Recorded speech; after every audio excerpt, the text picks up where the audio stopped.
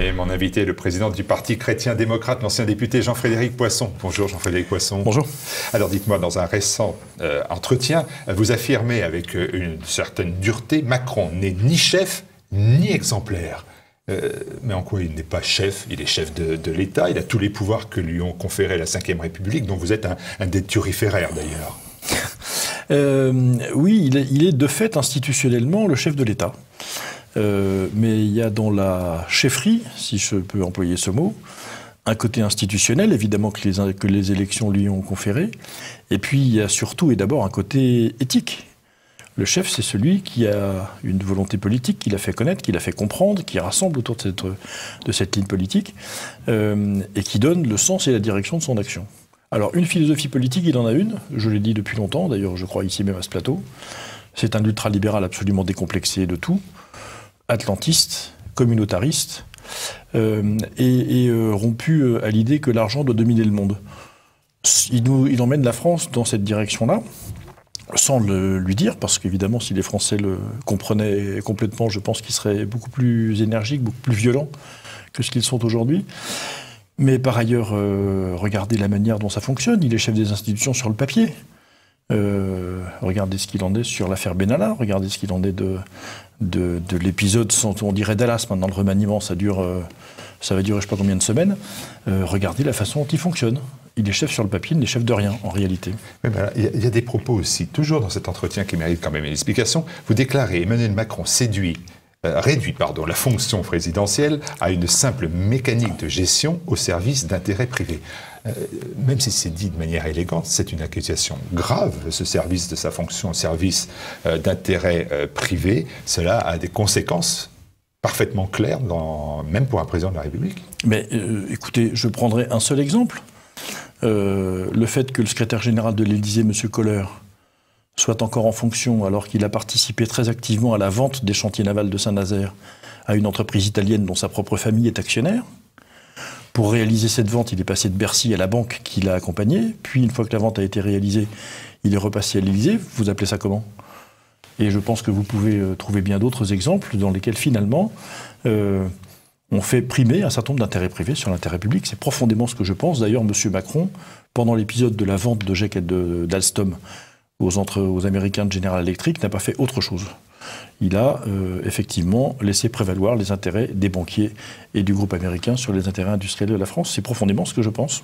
C'est ça qui vous amène à dire qu'il n'est pas exemplaire? Ça, et puis autre chose. Enfin, la France entière s'est levée un matin il y a quelques jours avec cette fameuse photo antillaise, qui est d'une trivialité, d'une vulgarité, d'une imprudence sans nom. C'est peut-être une imprudence. Non, mais écoutez, quand c'est une imprudence, alors on la dénonce comme telle. Et on dit 24 heures après, je me suis fait avoir, je voulais pas, machin, etc., etc. Il n'y a rien de tout ça. Au contraire, on a justifié, on a renforcé le bien fondé de cette photo et de cette rencontre avec ces deux jeunes, contre lesquels je n'ai rien d'ailleurs, qui sont des jeunes. Bon. À la tribune de l'Organisation des Nations Unies, M. Macron dit qu'il n'aime pas la France. Puisqu'il dit « je viens d'un pays qui a fait beaucoup de choses mauvaises et qui a fait beaucoup de mal ». On ne dit pas ça, même si on le pense, devant le monde tout entier. Quand il est au Danemark, il explique que le peuple français est un peuple de Gaulois insupportable et réfractaire. Il n'aime pas son peuple, il n'aime pas son histoire, il ne comprend rien à sa langue. Il agit d'une manière que personne ne comprend. Il préserve des intérêts privés par rapport à l'intérêt public, il ment. Vous appelez ça exemplaire, vous? Et pourtant, il commande. Ah oui, et le gouvernement gouverne. C'est la logique institutionnelle. Qu'est-ce que vous attendez du nouveau gouvernement? Parce qu'au moment où nous parlons, effectivement, il n'a pas encore été désigné. Non. Qu'est-ce que vous en attendez? Oui, vous en attendez rien, finalement. Non, pas grand-chose, parce que malheureusement, ce qu'il faudrait, c'est pas un changement de gouvernement qu'il faut. D'ailleurs, nous allons vers un remaniement, et non pas un changement de gouvernement, puisque nous n'avons pas changé de Premier ministre. Donc c'est simplement un remaniement. Un remaniement, ça veut dire que c'est marginal. Ça veut dire qu'il n'y a pas de discours de politique générale à l'Assemblée nationale. Donc on ne change pas de ligne politique. D'ailleurs, ça a été annoncé depuis longtemps. Or, c'est le problème.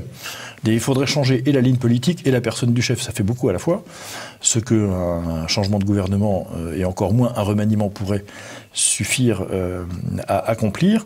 Donc je n'en attends rien. Je pense qu'il faudrait intégralement changer le logiciel qui fonctionne à la tête de l'État. Celui-là ne changera pas. Donc nous allons continuer encore à souffrir pendant 3 longues années et demie. Alors, Macron n'est ni chef, ni exemplaire. Alors, à contrario, si je vous suis bien, Nicolas Dupont-Aignan, il est lui un chef et il est exemplaire, notamment pour les européennes. J'espère que oui. Vous n'en êtes pas sûr au moment où on parle. Je plaisante. Il tire la liste, en tout cas, des amoureux de la France. Et puis, oui, il a manifesté sans doute davantage de vertu que le chef de l'État. Ça ne fait pas de doute. Pourquoi le Parti chrétien-démocrate ne rejoint pas Debout la France? Normalement, c'est l'heure. Ah, mais parce que le Parti chrétien-démocrate et Debout la France ne portent pas exactement la même vision de la société. C'est d'ailleurs tout l'intérêt du rassemblement politique. C'est quoi la différence, clairement? Ah, nous avons, eu un ancrage... de la différence de personne. Bien sûr, nous avons un ancrage chrétien-social qui est le cœur de notre engagement, alors que le logiciel de Debout la France, lui, est davantage étatique, on va dire.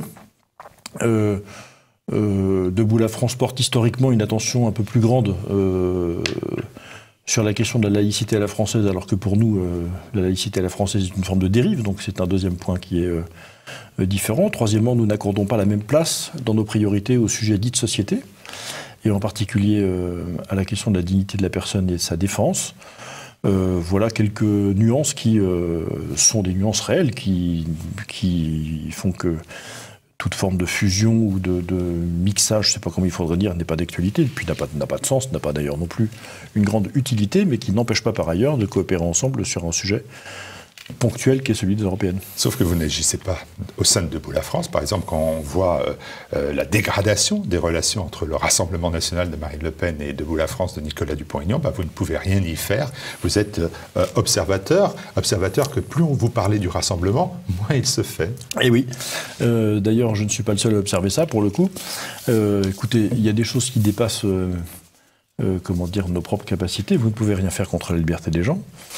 Donc je suis désolé que ces responsables politiques ne voient pas tout l'intérêt qu'il y aurait effectivement à déployer et mettre en œuvre une stratégie électorale qui permettrait à une liste de rassemblements, ce rassemblement en tout cas, d'atteindre ou de tangenter les 30%, de les dépasser aux prochaines élections avec toutes les conséquences que ça aurait sur le paysage politique français et européen. Si j'étais à l'intérieur de Debout la France, je pense que ça ne changerait pas grand-chose. En réalité, ce serait sans doute encore plus difficile. À l'inverse, je crois que la mécanique d'union des amoureux de la France est davantage susceptible de faire évoluer les uns et les autres que simplement la conjonction ou la coalition séparée de nos formations politiques. Il me semble que dans les amoureux de la France, il y a quelque chose qui peut petit à petit convaincre les uns et les autres du bien fondé d'un rassemblement plus large. Beaucoup d'élus, enfin une vingtaine d'élus du Rassemblement national sont passés à Debout la France, qui ont rejoint finalement ces amoureux de la France. Quel est le regard que vous avez sur eux ? Vous les avez vus, vous les avez contactés? J'en connais quelques-uns, oui. J'en connais quelques-uns. Écoutez, je pense qu'ils expriment, alors sans compter ceux qui manifestent et qui prennent position pour une liste d'union sans pour autant franchir le pas et quitter le Rassemblement national. Donc il y a beaucoup de nuances, en fait, en ce moment dans cette formation politique. Je pense qu'ils sont attachés comme nous, ne le sommes-nous, à la nécessité de construire ce grand rassemblement qui est indispensable si on veut battre la Macronie en 2022. Et ce sera, je crois, une œuvre de salubrité publique. Mais ils constatent avec dépit que, leur reformation politique et leur présidente n'y est pas prêt, ou n'y sont pas prêts, pardon. Donc, je crois que... Alors, ils viennent d'horizons différents, hein. Ils ont des philosophies personnelles aussi qui peuvent différer de l'un à l'autre, mais ça, c'est la diversité de l'expression publique. Vous ne pensez pas, comme l'ancien directeur de campagne de Marine Le Pen, David Rachlin, que Dupont-Aignan fait les poubelles? C'est scandaleux de parler comme ça. Enfin, on ne parle pas comme ça des personnes humaines. Qu'est-ce que c'est que cette expression? C'est un argument politique. Non. Combat. Non. Il n'y a pas d'argument politique de combat qui tienne. Quand on parle de personnes, on ne parle pas de poubelles. J'évoquais les européennes et l'heure est aux grandes manœuvres, on le voit bien. Exister dans le débat, est-ce dans le sens du manifeste européen que vous avez publié il y a 48 heures et qui s'intitule « Nous voulons une Europe qui protège les nations ». C'est pour peser dans le débat, pour... Bien sûr, oui. C'est un deuxième temps de réponse à la question que vous posiez il y a quelques instants. Pourquoi ne pas fusionner avec Debout la France? Parce que nous n'avons pas de motif de fusion.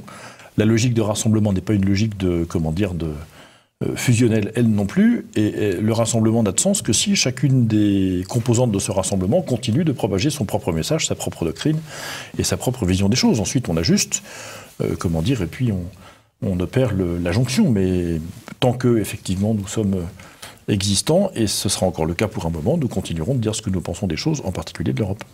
Alors c'est dans temps alarmiste, quelque peu zémourien, finalement, vous affirmez que la civilisation européenne est menacée de disparition. Vous n'êtes pas le seul à le dire, ça fait longtemps que tout le monde le dit. Absolument. Et vous pensez que le vote des européennes... Pas tout le monde. Ça fait longtemps qu'on le dit, mais pas tout le monde. Et vous pensez qu'en 2019, à une élection aux européennes, pour emmener des députés à Strasbourg et à Bruxelles, va stopper la mondialisation, l'immigration, l'islam conquérant? C'est donner un pouvoir au Parlement européen important?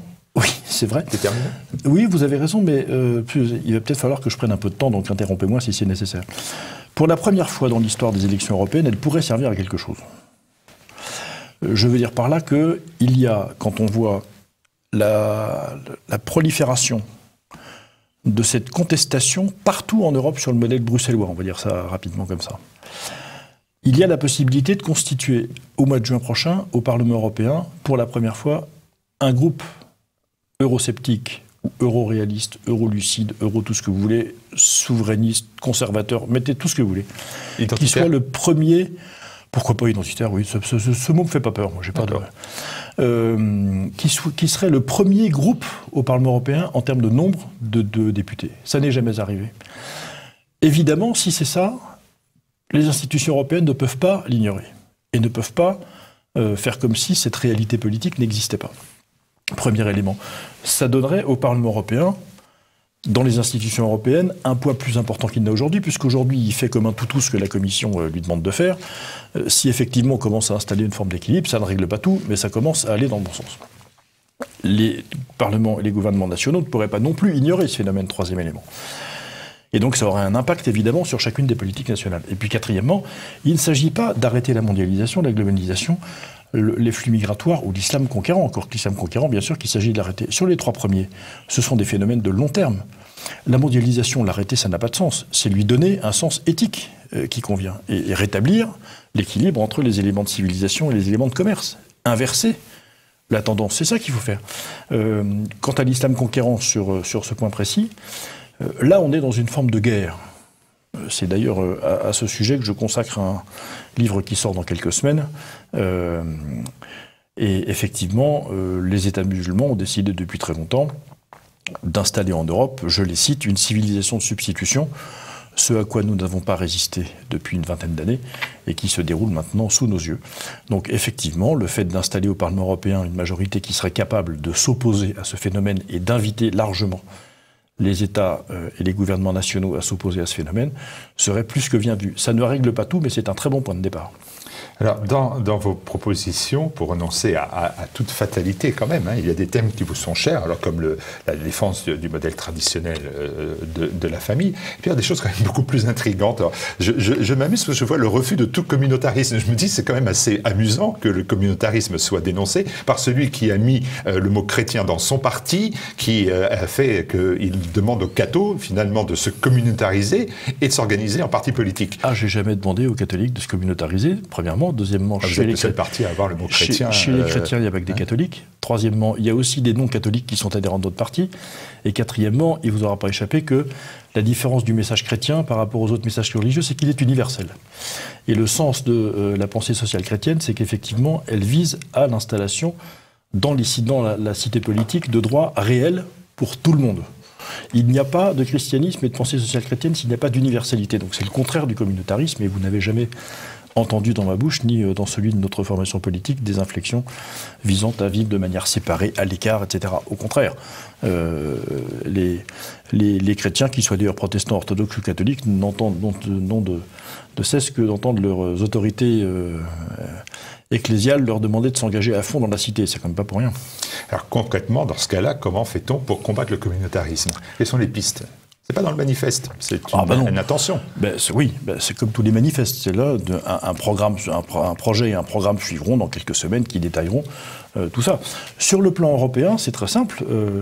On peut commencer par réinstaller ou remettre dans la Constitution européenne, si jamais il fallait la maintenir, inscrire les racines chrétiennes de l'Europe. Contrairement à ce qui a été refusé en 2005 au moment du traité constitutionnel de Lisbonne, ce qui est à mon avis une des deux fautes majeures des deux mandats présidentiels de Jacques Chirac, la première étant le quinquennat. On peut également faire en sorte que, comment dire, les instances, les gouvernements européens soient renforcés par le droit européen dans leur capacité de contrôler les associations cultuelles quand il y en a et quand elles ont un régime de droit particulier, ce qui est le cas de la France. On peut, là encore, continuer de défendre, ou plutôt commencer à défendre les civilisations européennes dans leur légitimité territoriale sur notre continent par rapport à d'autres types de civilisations qui prétendent être concurrentes du modèle ou de la culture européenne. Enfin, il y a des tas de choses à faire.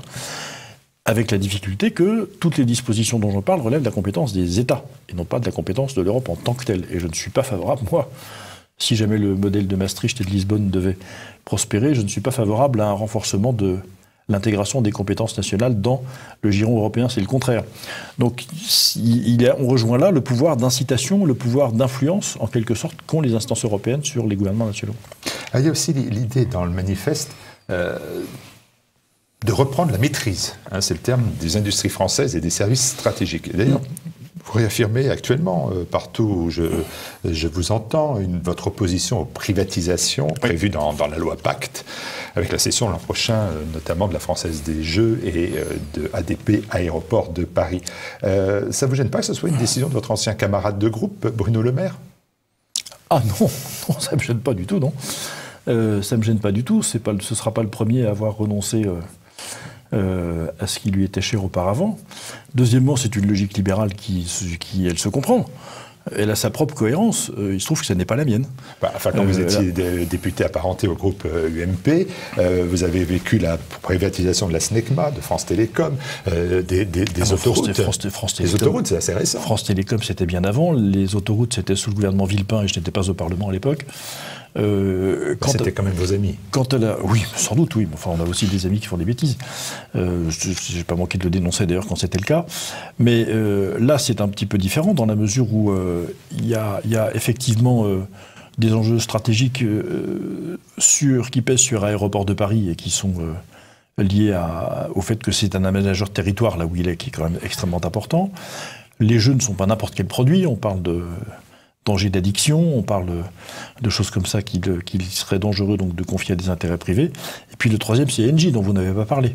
Il y a, je crois, là aussi des impératifs de protection de nos technologies qui sont prioritaires. Donc effectivement, je suis absolument contre cette volonté tout à fait farouche de se débarrasser des bijoux de famille, parce qu'on ne sait pas par ailleurs faire comment pour réduire les dépenses de l'État. Comment faire pour réduire les dépenses de l'État? Quand vous étiez candidat à la primaire de la droite, vous avez enfourché une vision très sociale, finalement, au sein de ces différentes candidatures. Vous êtes apparu même comme celui qui était peut-être le plus social. Oui, et je le revendique. Et l'idée de Bruno Le Maire qui est de dire, eh bien écoutez, on est en train de mettre en place une forme de capitalisme populaire dans lequel les citoyens seront impliqués. Cette notion-là, elle est sociale. Capitalisme populaire, c'est une notion qui a été portée par la droite aussi, souvent, pendant longtemps. Et ça, vous fermez la porte à cette notion-là. Non. Alors, si, c'est le cas précis. Parce que ce que dit Bruno Le Maire, c'est bien évidemment d'ouvrir non pas de brader la Française des Jeux, mais lui permettre d'être aux mains des Français. Oui, on verra ce qu'il en est, on verra ce qu'il en est de l'ouverture du capital de ces entreprises. On verra bien qui achètera ces actions, premier élément. Deuxième élément, encore une fois, la question, il n'y a pas d'antinomie entre la protection des intérêts des Français, l'émergence d'un capitalisme populaire et le refus des privatisations que nous avons sous les yeux. La question est de savoir ce qu'on privatise.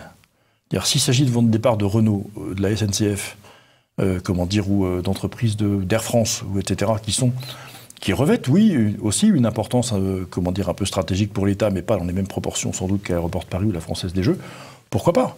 Moi, ça ne me gênerait pas que on vende une partie du capital de Renault. L'État est un mauvais fabricant de voitures, c'est un mauvais avionneur, c'est un mauvais cheminot, donc tout ça peut être effectivement confié au peuple français, pourquoi pas? Que les Français deviennent actionnaires des grandes entreprises publiques, ils le sont déjà, puisque c'est le cas de. Vous avez parlé de France Télécom tout à l'heure ou d'Orange.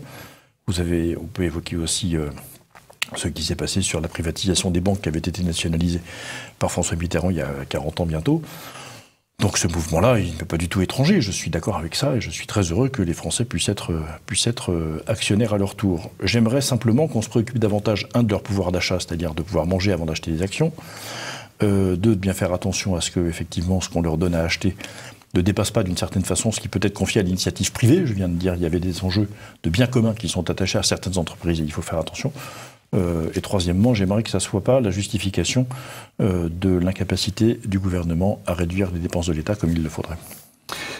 Quand on publie un manifeste, c'est qu'on veut le porter. Vous voulez sûrement le porter au Parlement européen. Pour le porter au Parlement européen, vous êtes donc candidat, forcément ? Le Parti chrétien-démocrate participera, oui, à la liste d'amoureux de la France, absolument. Est-ce que moi, je serai candidat à titre personnel ? Écoutez, vous me permettrez de respecter le déroulement des institutions internes à ma propre famille politique, puisque nous sommes en train de faire remonter de solliciter les adhérents du PCD pour savoir qui veut être candidat sur la liste, le cas échéant. Oui. Donc, ça, c'est quand même pas un grand suspense, un grand suspense. Non. Donc, vous serez candidat pour le Parti chrétien-démocrate. Nous verrons. On verra. Si vous l'êtes, et d'aventure, vous le serez, si vous l'êtes d'aventure, qu'est-ce qui est obligatoire après ? C'est d'être sur la liste des amoureux de la France avec Nicolas Dupont-Aignan ? Ah bah oui. Enfin, c'est la logique dans laquelle nous sommes engagés depuis maintenant 13 ou 14 mois. Nous avons encore organisé récemment à Lyon une belle réunion publique, enfin dans la banlieue de Lyon, dans une commune qui s'appelle Oulin, qui était une très très belle réussite. Nous travaillons ensemble depuis plus d'1 an. Nous sommes en train de rédiger un programme, il y a un manifeste commun des amoureux de la France pour les élections européennes. Donc oui, très naturellement, le Parti chrétien-démocrate, en tout cas c'est la décision que son bureau politique a prise, le Parti chrétien-démocrate participera aux élections européennes dans le cadre d'une liste d'union. Pour l'instant, la liste d'union, c'est celle des amoureux de la France. Vous avez été député français, vous avez fait une carrière de député français.